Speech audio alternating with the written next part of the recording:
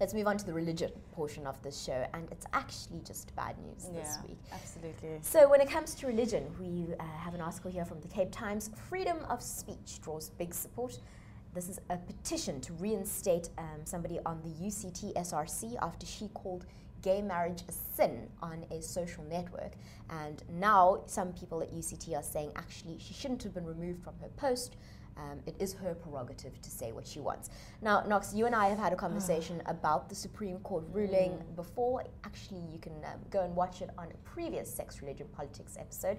So we're not going to get into that now because we know exactly what happened. It was a huge triumph. Absolutely. Let's talk about this. When does your right to your religious expression or your religious belief suddenly contravene other people's rights, and whose rights should be protected here? I think it's very tricky here, and I don't think there's a distinct answer to this, but I do think with the responsibilities that Zizipo had, she had to be far more wiser with the kind of displays of her opinion. That in the position that she's in the SRC as a representative of a whole student body, I think it was kind of reckless to say something like that.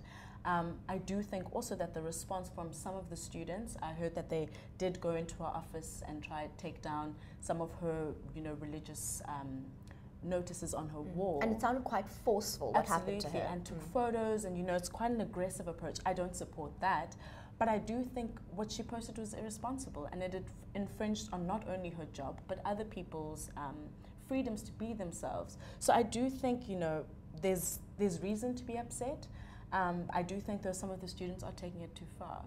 Now, I think it's important to note at this point, and you've made an important point, that she's on the Student Representative Council, the Student Representative Council. Right. Yeah. So actually, her job is about representing the views of the student body and not necessarily her own. So if people were looking up to her as some type of a figure who is who's important in spouting her own views, that would be one thing. But actually the nature of her job is to represent the wider student group.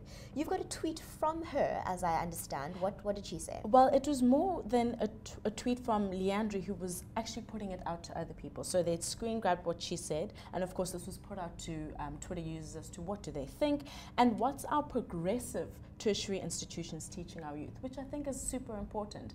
UCT has had, a number of issues in terms of, race relations and all that stuff. So I think it is important to throw that out at people, at what is happening, what is not also happening in our institutions like that. There is another tweet here, which I thought was super interesting, from Dela Gwala, who says, "High school kid told me that UCT is his dream.